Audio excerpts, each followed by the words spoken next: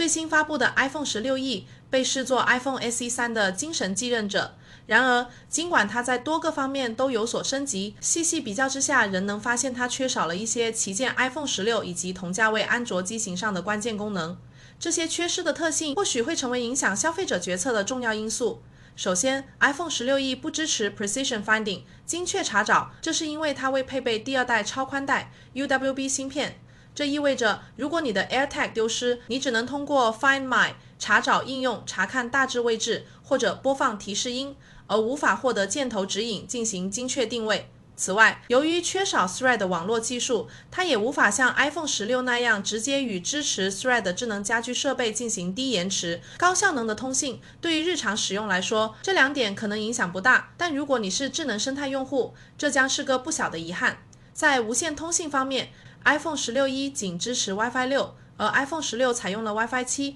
在更高带宽的环境下能带来更快的网络体验。至于 5G 连接，它搭载了苹果自研的 C1 调制解调器，虽然支持 Sub-6 赫兹 5G， 但不兼容毫米波 mmWave 技术。虽然毫米波目前在大多数国家尚未普及，但对于已经部署该技术的地区， iPhone 16E 的 5G 速度可能会逊色于支持 mmWave 的机型。屏幕方面呢， iPhone 16E 仍然沿用了传统的刘海屏设计，而非动态岛 Dynamic Island， 这一点让它看起来更像2022年的 iPhone 14。相比之下， iPhone 16系列其他机型则采用了更现代的动态岛，能够智能的融合系统通知和应用交互。此外， iPhone 16E 依然停留在60赫兹刷新率，而当前大部分同价位的安卓旗舰，如 Galaxy S24、vivo X200、OnePlus 12已经搭载120赫兹屏幕，带来更丝滑的使用体验。这对于习惯高刷新率屏幕的用户来说，可能会有明显的落差。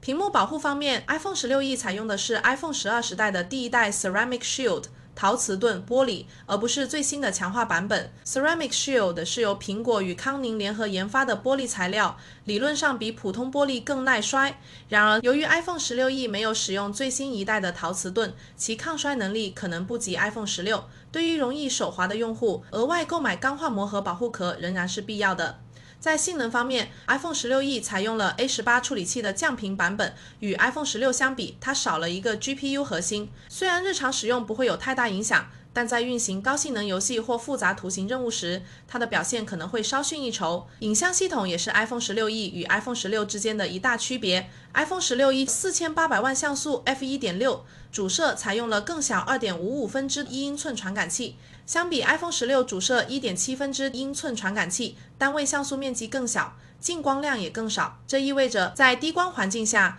iPhone 16E 的照片可能会有更多噪点，细节保留也不如 iPhone 16。此外呢，它不具备传感器唯一防抖，而是使用传统的光学防抖，前者可以通过移动整个影像传感器来补偿手部抖动，比仅靠镜头位移更加稳定。因此 iPhone 16在拍摄视频时的稳定性会优于 iPhone 16E。更让人遗憾的是， iPhone 16E 甚至没有配备超广角镜头，这意味着如果你想要拍摄壮丽的风景，或是在狭小空间里容纳更多画面，你就不得不退后几步。而且由于缺少超广角镜头，它也无法进行微距拍摄，这对喜欢拍摄特写的用户来说是个不小的缺憾。苹果为 iPhone 16配备了一个相机控制按钮，让用户可以一键快速启动相机，但这一功能在 iPhone 16E 上同样被砍掉。此外呢， iPhone 16E 在视频拍摄方面也有一定缩水。虽然它可以录制 4K 60帧每秒 Dolby Vision 视频，但不支持电影模式 Cinematic Mode， 无法在拍摄后调整背景虚化效果，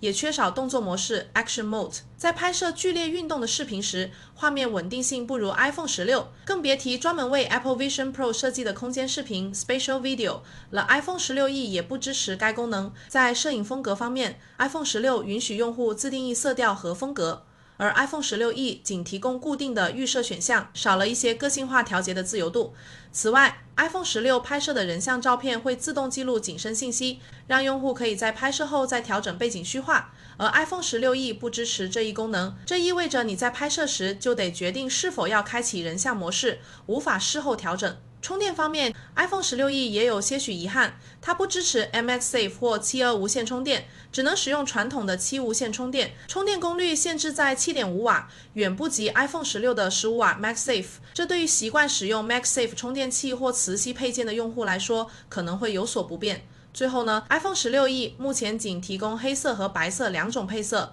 而 iPhone 16还提供蓝色、绿色、粉色等更丰富的选择。如果你喜欢更个性的颜色， iPhone 16E 可能会让你觉得有些单调。当然，苹果或许会在未来推出更多配色，但目前来看，选择确实有限。总体而言 ，iPhone 16E 作为一款相对更实惠的 iPhone， 在性能、影像、屏幕等方面做出了一定妥协。如果你只是想要一部可以运行 iOS 的入门款 iPhone， 它依然是个不错的选择。但如果你更在意高刷新率屏幕、超广角拍摄、视频功能或 MagSafe 充电，那么 iPhone 16或同价位的安卓旗舰可能是更好的选择。不知道你是否还会选择这款机型呢？不妨在评论区留下你的独特见解，与大家一起探讨吧。好了，本期内容就到这里，如果可以的话，帮忙点个赞，转发分享给有需要的朋友们。如果期待后续更多相关数码内容的更新，也欢迎关注我们。这里是思赞，分享数码前沿信息，偶尔写写测评，我们下期再见。